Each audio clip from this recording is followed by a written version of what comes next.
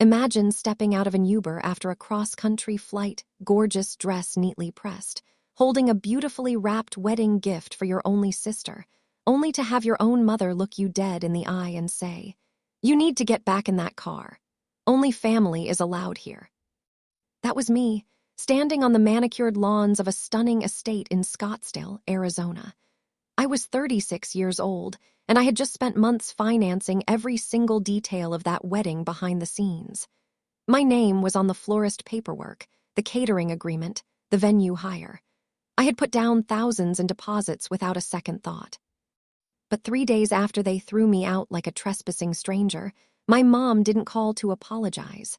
She called because the vendors were ready to run the final cards. She called about a $36,000 balance. And what I did next completely shattered our family dynamic forever. The golden child and the ghost. Before I tell you how a $36,000 invoice became my ultimate freedom, do me a huge favor. If you love stories about standing up for yourself and drawing hard lines with toxic people, hit that like button and subscribe to the channel. It really helps a creator out. Also, let me know in the comments below where you're tuning in from and what time it is over there. I read every single one. Let's rewind to last September. I was sitting in my apartment in Seattle. It was a rainy Tuesday night, the kind where the drizzle just taps relentlessly against the glass.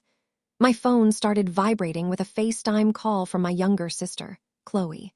She's 28, freshly out of grad school, and still lived about 10 minutes away from our parents in a cozy little suburb of Columbus, Ohio. I swiped answer, and Chloe's face filled the screen, absolutely beaming. She held up her left hand, a diamond sparkling under her kitchen lights. "I'm engaged," she squealed. "Austin popped the question last night at the Overlook. It was like a movie." I felt a genuine rush of warmth in my chest. "Oh my gosh, Chloe, that's incredible. Congratulations." "Thanks. Austin's parents are already over the moon. The Absolute Group offered us their private estate in Scottsdale for the venue. Can you even believe it?" I knew exactly who Austin's family was.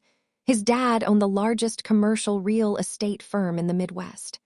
Austin was the youngest son, charming, wealthy, and from a completely different social echelon than us. Chloe tilted the phone toward the kitchen island. "Mom, say hi to Clara." Our mother, Helen, leaned into the camera view. She had a tight, practiced smile on her face. "Hi, Clara, big news, right?" "It really is, Mom," I said, already opening my calendar app. "I'm looking at flights now. When are we thinking?" There was a sudden, heavy pause. Helen glanced sideways at Chloe, then back at the screen. "Oh, honey, don't go wasting money on an expensive plane ticket just yet. It's going to be a very small, intimate affair." "Mom, it's my sister's wedding," I replied, a bit taken aback. "Of course I'm coming." "Well, we'll see how the guest list shakes out," Helen said, straightening up and stepping out of view. "Anyway, we have a million things to plan. I'll let Chloe tell you the rest."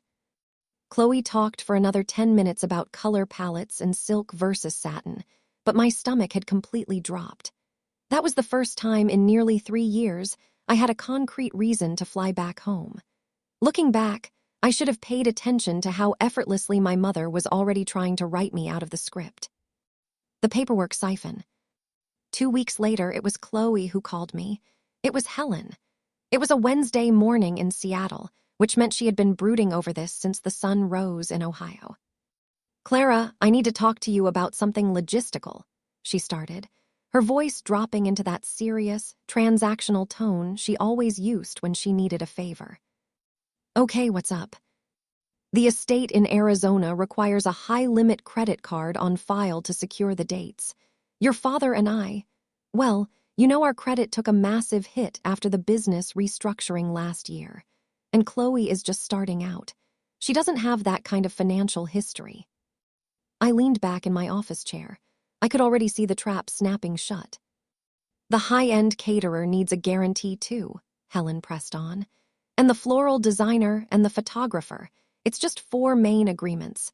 We just need someone with a flawless credit profile to co-sign the vendor accounts. You'd be saving your sister's dream day." "How much liability are we talking about here, Mom?" The grand total is around $40,000, but they only need a $4,000 deposit up front to lock everything in. The rest isn't even charged until days after the reception. $40,000, all legally tied to my social security number and my name. Mom, that is a staggering amount of risk for me to carry. It's not your money, Clara. It's just your signature on a piece of paper. We will handle the finances when the time comes. I promise you, your father and I will take care of it. I had heard that exact promise before. When I was 23, I co-signed a personal loan for my dad to fix his truck. It took me 4 years of grueling phone calls to get his missed payments off my credit report. When I was 29, I wired Helen $5,000 for a medical emergency that turned out to be Chloe's spring break trip to Europe. But this was my little sister's wedding, and I was the successful older sibling, the one with the tech salary, the corporate benefits, the life in Seattle. Fine, I sighed. Email me the contracts. I convinced myself that this was just what family does. I electronically signed every single PDF that week, barely skimming the fine print. Erasure in real time. Over the next 4 months, the wedding came together beautifully, and I watched the entire thing unfold from a distance. Chloe created a group chat titled the Arizona Bridal Crew. I wasn't in it. I only discovered it existed when she accidentally forwarded me a screenshot of bridesmaid dresses with the text, "Thoughts, girls." I wasn't one of the girls. I called Chloe twice to ask what the attire expectations were, where I'd be sitting, or if she wanted me to prepare a maid of honor toast. The first time, she gave a vague answer and said she'd text me later. The second time, she let it go straight to voicemail and sent a text an hour later, insanely swamped with fittings. "Let's chat later." I called Helen to see if she needed help coordinating guest arrivals. She just said, "Everything is completely under control, Clara. Don't worry your head about a thing." I never received a formal invitation in the mail. No elegant cream envelope, no digital link. I told myself it was fine. I was her sister. You don't send formal invites to the immediate family. Their attendance is just a given. Right. Then, 10 days before the big day, Chloe posted a photo on Instagram. It was a picture from the rehearsal dinner at a high-end restaurant in Columbus. Chloe was wearing a stunning white silk dress, surrounded by her bridesmaids, with Helen beaming right next to her. The caption read, "My absolute entire world, the whole family together." I stared at that screen for what felt like eternity. I counted the faces. I wasn't there. I hadn't even been told the rehearsal dinner was happening that week. I almost called. I almost demanded to know why I was being excluded, but I rationalized it away. Maybe the dinner was strictly for the local bridal party. Maybe they assumed I couldn't take the extra time off work. I'm just overthinking this. The next morning, my alarm woke me up at 4:30 a.m. I had a flight to catch.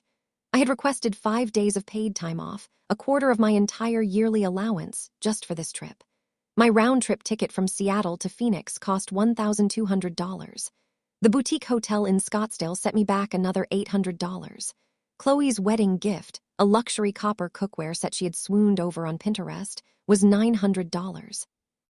Before I even set foot in Arizona, I was out nearly $3,000 of my own cash. During the flight, watching the clouds shift over the Rockies, I opened the Notes app on my phone. I had spent weeks polishing a speech. It was short, sweet, and full of childhood memories. I wanted to talk about how Chloe used to force me to play house in our backyard, and how she always made me play the grumpy neighbor while she was the princess. I thought it was witty. I thought our relatives would love it. When we touched down in Phoenix for my connection, I texted Helen. "Just landed in Phoenix. Getting my rental car soon. Can't wait to see everyone tonight." No reply for an hour. Then, right as I was pulling into my hotel, a text arrived. "Okay, very busy. See you tomorrow at the venue." 7 words, no warmth, no travel safe. I stared at the screen in the dim light of the rental car. I almost took a screenshot to send to my best friend back in Seattle with the caption, "Am I losing my mind, or is this incredibly cold?" But I didn't. I locked my phone, checked into my room, and tried to convince myself that wedding stress makes everyone a little blunt. The sentry at the gate. Saturday, 1:30 p.m. The estate was nestled against the backdrop of Camelback Mountain.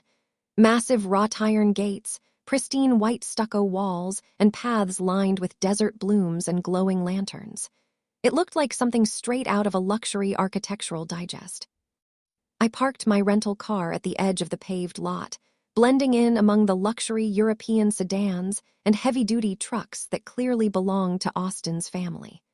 Guests were arriving in glamorous pairs, holding custom programs and shielding their eyes from the desert sun. I smoothed down my deep emerald cocktail dress, lifted the heavy, beautifully wrapped cookware box, and walked toward the grand entrance.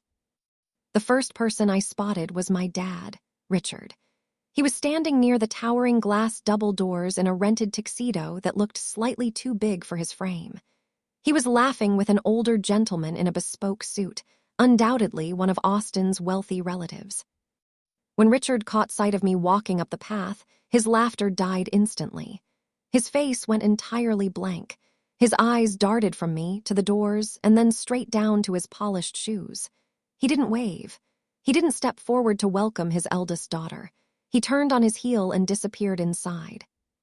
I kept walking, 10 feet from the door, 5 feet. The heavy glass door swung open, and Helen stepped out. She looked impeccable in a champagne-colored designer gown, her hair perfectly coiffed, her makeup flawless. But her jaw was locked like steel. She stepped directly into my path, her hands clasped tightly in front of her body. A living, breathing human wall. "Clara," she said, her voice a low, warning hiss. "Hi, Mom. I made it through the traffic." She didn't reach out to hug me. She didn't budge an inch. "What on earth are you doing here?" "I'm here for my sister's wedding, Mom. What do you mean?" "You need to leave, right now." The words felt like a physical strike to the chest. I actually staggered back a step, the heavy gift box slipping slightly in my grip. "What? Mom, I literally flew across the country. Lower your voice, people are walking right past us." Her eyes flicked nervously to a group of guests strolling up the walkway. "People are looking. Don't do this here." "Mom, I'm your daughter." Helen stepped closer, so close I could smell the familiar, expensive perfume she had worn since I was a teenager. When she spoke, her voice was a razor-sharp whisper. "Only family is permitted inside today, Clara. You were not invited." I stood frozen on the concrete. A wealthy-looking couple in their 60s walked right past us, offering a polite nod. Helen instantly transformed, flashing a warm, elegant smile and nodding back. The very millisecond they stepped inside, her face hardened back into stone. "Not invited," my voice shook, tears stinging the back of my eyes. "Mom, I signed every single vendor contract for this entire event. I paid the thousands in deposits." "This isn't about finances, Clara. This is about what is socially appropriate for Chloe's new life." "Appropriate." "Please, Clara, do not throw a pathetic tantrum and ruin your sister's day." Behind her, through the tinted glass, I could see rows of pristine white chairs, massive arches covered in imported white roses, and a classical harpist tuning her instrument. Everything in that room existed because I put my name on the line. Richard reemerged in the doorway. He looked at Helen, gave me a fleeting, guilty glance, and then stared intently at a potted palm tree. He shoved his hands deep into his tuxedo pockets and said absolutely nothing. Suddenly, a warm, confident voice echoed from the foyer. "Helen, darling, is everything all right out there? We need you for photos." I watched Helen's posture stiffen.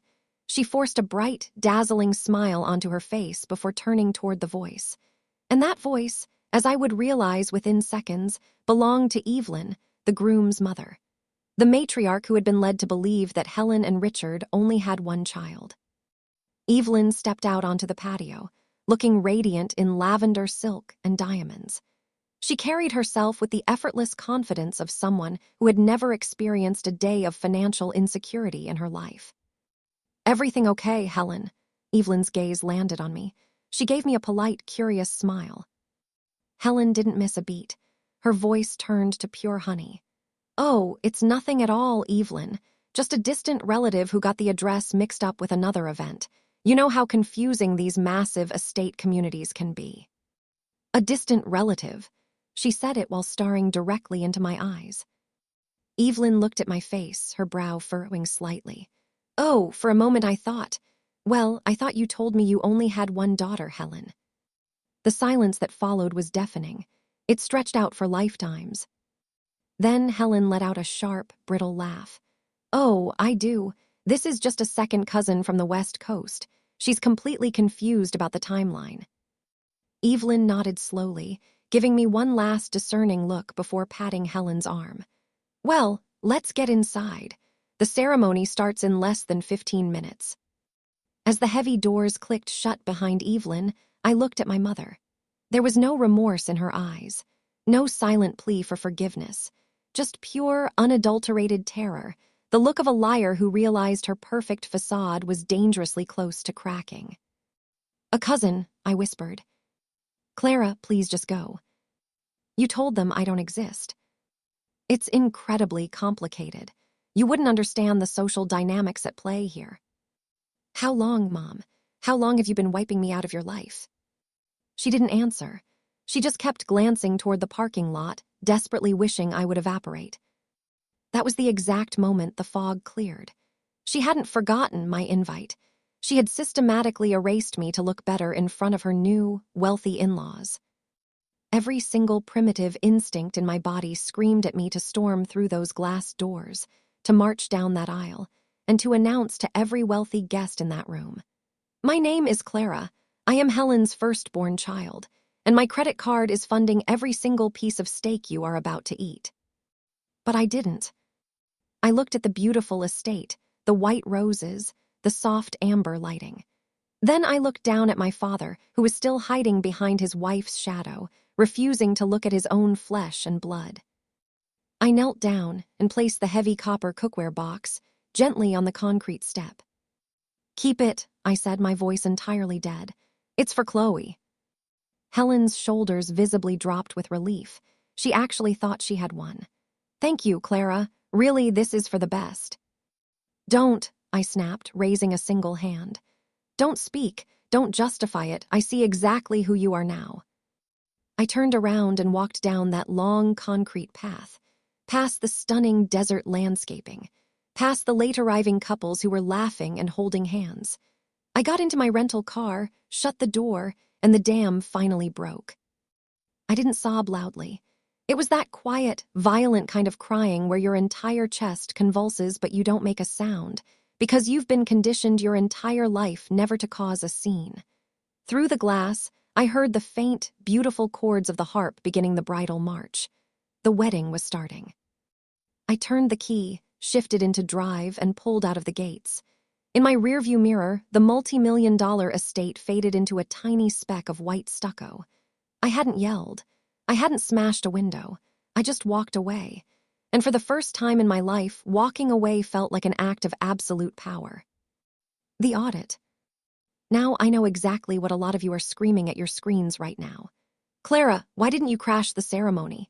Why didn't you expose them right then and there? Trust me, I asked myself that same question for the entire drive back to my hotel.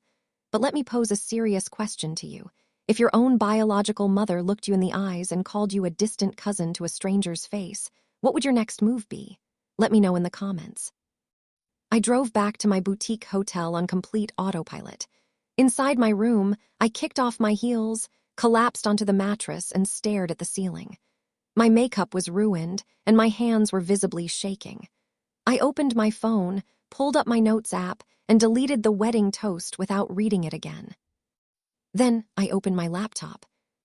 I had received 4 automated emails over the last 2 weeks, invoice confirmations from the wedding vendors, addressed to me as the primary contract holder.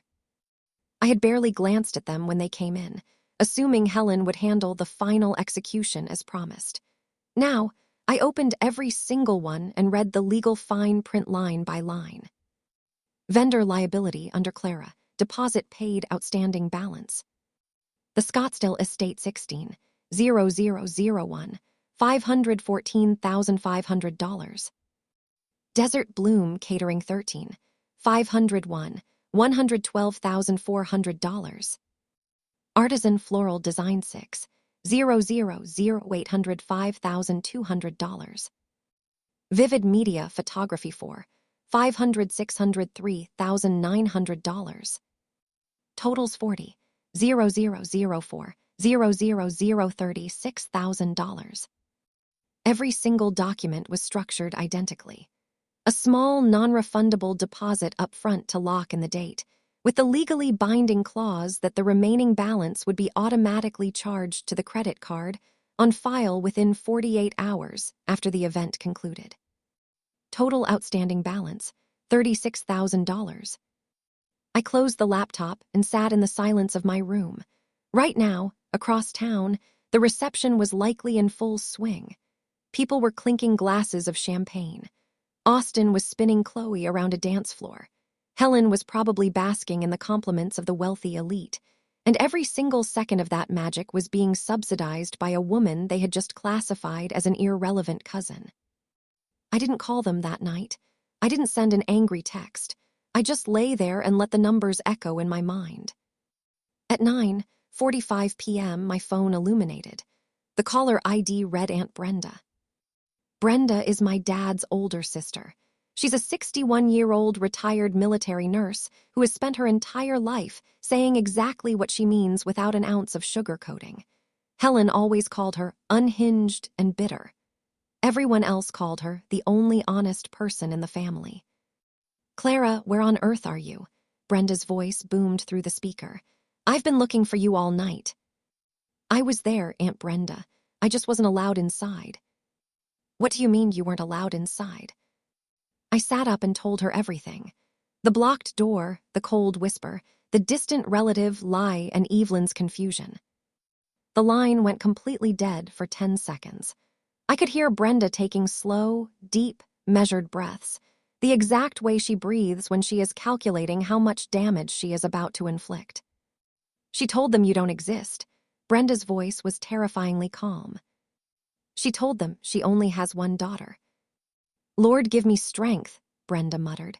"Clara, listen to me. During the toasts tonight, your mother stood up in front of 100 people and said, 'Our perfect little family, just Richard, myself, and our beautiful Chloe.'" I sat there thinking it was incredibly bizarre, but I thought maybe you just couldn't make the flight. I should have stood up right then. I am so sorry.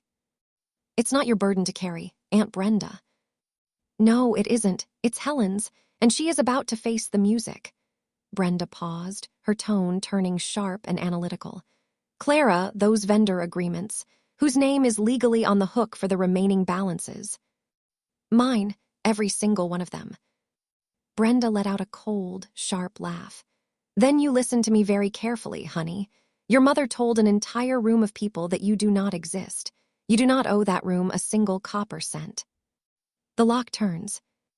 The next morning, my phone buzzed with an Instagram notification. Chloe had posted a carousel of 12 flawless wedding photos. The first was a shot of her and Austin at the altar, looking like royalty. The second was the official family portrait: Richard, Helen, Chloe, Austin, Evelyn, and his dad. 6 people, 2 pristine families, 0 mention of a firstborn sister. The caption read, "Surrounded by everyone who actually matters in this life. The absolute wedding." I looked at that caption 3 times. Then I opened my email. The venue's automated system had sent over the final itemized bill overnight. "Thank you for hosting your luxury event at the estate. Your remaining balance of $14,500 will be processed on Thursday, April 9th. The caterer, florist, and photographer invoices followed right behind it. Something inside me shifted. It wasn't a sudden, explosive rage. It was incredibly quiet, like a heavy vault door finally clicking open after years of being jammed shut. I wasn't even angry yet. The deep, sobbing anger would show up weeks later in the middle of the night. Right now, in that hotel room, I just felt absolute, crystalline clarity. I was the only person paying for this illusion, and I was the only person barred from seeing it. Later that afternoon, a voicemail notification popped up from Chloe. She hadn't even tried to call me live. She just dropped a message to check it off her list. I hit play. "Hey, Clara. So the wedding was literally perfect. The estate looked like a dream, and Austin's family was so incredibly sweet. Look, sorry things were a little awkward at the door yesterday. Mom said it was just for the best given the crowd, and honestly, I think she was right.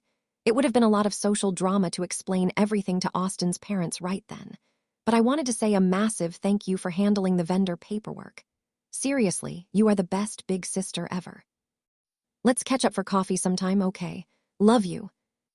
I listened to it twice. Mom said it was for the best, and honestly, I think she was right. Chloe knew. She had known the entire time. She had actively participated in planning my erasure, and then she had the unmitigated gall to cap it off with, "Thanks for handling the paperwork."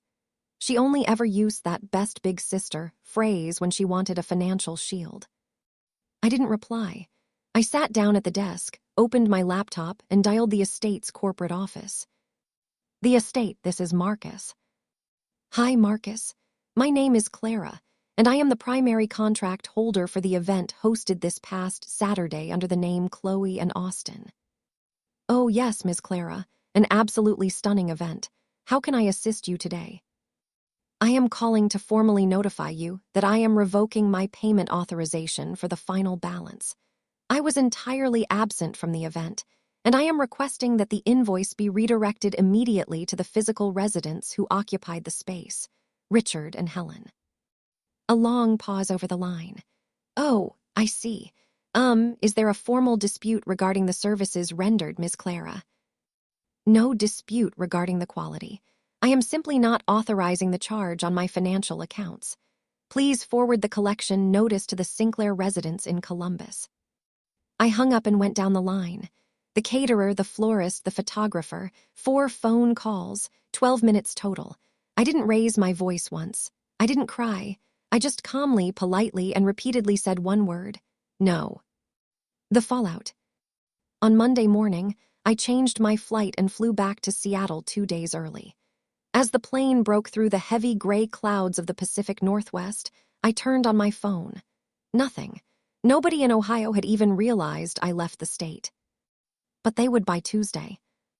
At 2:00 p.m. on Tuesday, my phone lit up. Mom. I let it ring out 3 times before picking up. Clara, hi honey. Her voice was frantic, coated in a desperate, superficial sweetness. How was your flight back home? It was fine, Mom. Good, good. Listen, I just received the most bizarre phone call from the venue manager. They claim you revoked your credit card authorization. There is a pending balance of $36,000 across the vendors. How are we structuring this payment? We aren't structuring anything, Mom. You are paying it. Silence, deep, icy silence. I'm sorry, what did you just say? I removed my name from the accounts because I am not financing a luxury event that I was actively thrown out of. Clara, do not be so incredibly vindictive and dramatic. You know that situation at the door was just a giant social misunderstanding. We can sit down and talk about this like adults. You told the groom's mother that I was a distant cousin, Mom. You told her you only had one child. That isn't a misunderstanding. That is a deliberate choice. The sweetness vanished from her voice instantly, replaced by a cold, venomous snarl. After every single sacrifice I have made to raise you, this is how you stab your family in the back. You raised me, and I will always be grateful for a roof over my head. But you also looked your oldest daughter in the eye and told a stranger she didn't exist. Both of those realities can be true at the same time. You are blowing a tiny social hiccup entirely out of proportion. $36,000, I stated calmly. That is the exact proportion. Have a nice day, Mom. I hung up. 40 minutes later, she called back. She was in full panic mode now. Do you have any earthly idea what you have done?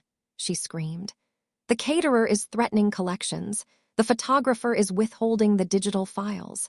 They are sending emails with your name crossed out and my personal email written in. Do you know how utterly humiliating this is for me? I imagine it feels almost as humiliating as being disowned on your sister's wedding day. That is completely different. You're right, I countered. Your humiliation comes with a price tag. I drove you to school. I fed you. and now you are going to financially ruin your own flesh and blood over a petty grudge. Go ahead and tell the town whatever version of the story makes you feel better, Mom. I would much rather be the ungrateful daughter you talk trash about than the invisible daughter you pretend doesn't exist." That completely stopped her. I could hear her sharp, involuntary intake of breath over the line. Then came her ultimate nuclear weapon, the guilt trip she always held in reserve. "Your father's blood pressure is through the roof because of this stress. If he ends up in the cardiac unit this week, that blood is entirely on your hands, Clara." "Dad's health is a medical matter between him and his doctor," I said smoothly. "Not between me and my bank account." I ended the call. By Wednesday afternoon, Helen had mobilized the entire extended family. Chloe called me next, sobbing hysterically. "Clara, please. Austin and I just started our lives together. We don't have $36,000 sitting in an account. If you don't pay this, his parents are going to find out our family is completely broke. You are ruining my marriage."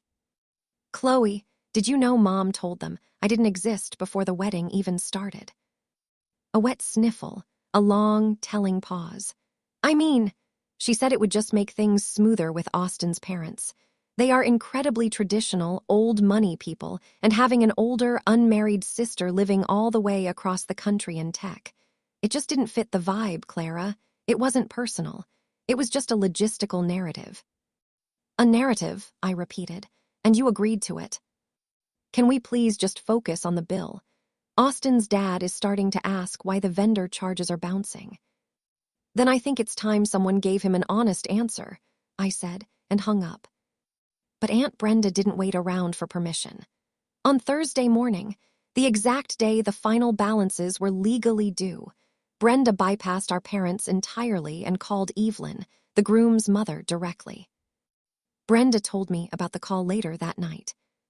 "Evelyn, my name is Brenda. I'm Richard's sister," she had said.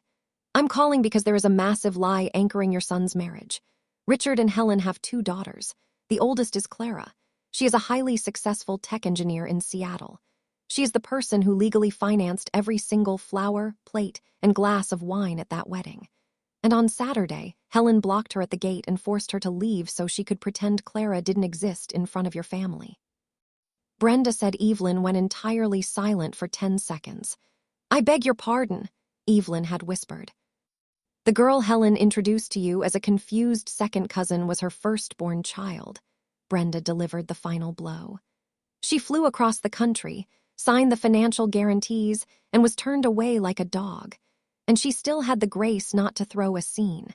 That girl has more integrity than the rest of that household combined." The fuse was officially lit, and Columbus was a very small social circle for the wealthy. A clean line. That Thursday afternoon, I sat at my desk in Seattle with a hot cup of tea and systematically protected my life. I sent an identical email to all 4 wedding vendors. This email serves as formal, legal notification that I, Clara, the undersigned contract holder, do not authorize any further transactions on my credit cards on file. I request that all outstanding balances be routed directly to the beneficiaries of the services, Richard and Helen Sinclair. Please reply to confirm receipt. Within an hour, all 4 vendors replied with professional confirmations. They weren't even surprised. They had clearly dealt with ugly family dramas before. I called my bank, reported my cards as compromised, and had new account numbers issued immediately. The $4,000 in deposits was gone forever. Combined with my flights, hotel, and gift, I was out roughly $7,000. I sat with that number for a long time. $7,000. That was the exact cost of my freedom. The exact price of a lesson teaching me that no amount of financial rescue, compliance, or achievement would ever buy me a seat at a table that was built to exclude me. Honestly, it was an absolute bargain. On Friday morning, I sent one final email to Helen, Richard, and Chloe. I have formally revoked all payment authorizations for the wedding vendors. The outstanding balance of $36,000 has been legally redirected to you. I will not be participating in any further discussions regarding this matter. I wish Chloe and Austin a stable marriage. Moving forward, do not contact me for financial requests. If any of you desire a genuine relationship with me in the future, it will begin with radical honesty, not an invoice. Clara. I closed my laptop, walked over to my window, and watched the Seattle rain fall over the streets.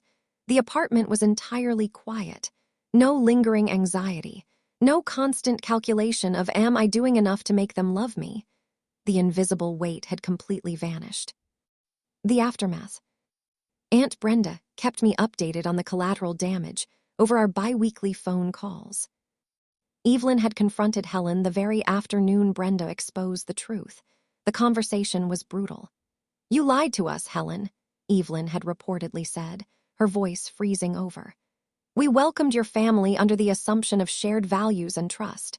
That trust is completely dead. We will not be contributing a single dime to cover your outstanding balances. That is between you and your collection agencies." Austin confronted Chloe that night. The newlyweds had their first massive, screaming match 4 days into their honeymoon over a sister the groom hadn't even known existed, and a $36,000 debt they couldn't afford. Chloe and Austin ultimately had to take out a high-interest personal loan to cover the $36,000 to keep the vendors from suing them and ruining Austin's family name. Their fairytale wedding now came with a hefty monthly payment that took a massive toll on their young marriage. Helen's social standing completely crumbled. The story swept through her country club, her church group, and her neighborhood within a week.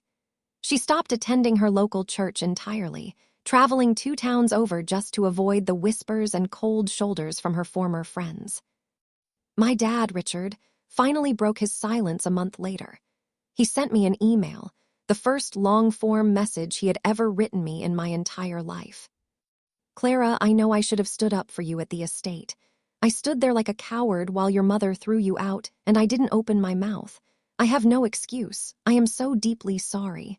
I should have taken your hand and walked you inside myself. I will have to live with that regret for the rest of my life. We don't expect your money.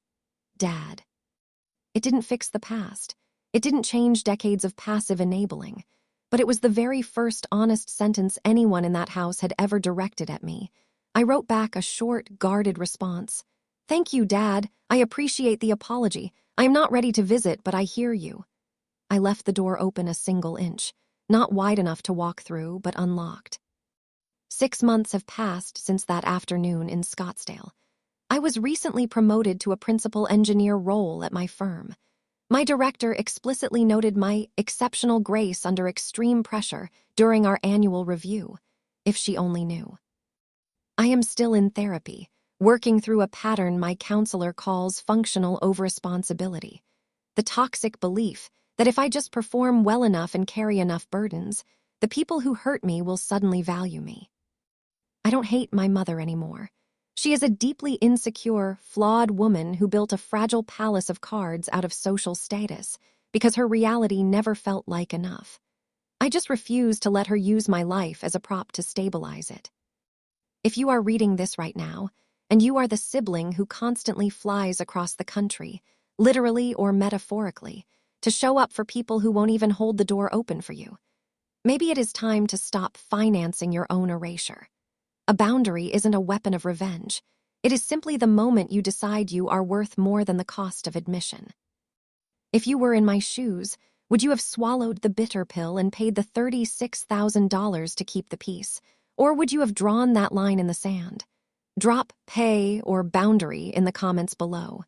Let's talk about it.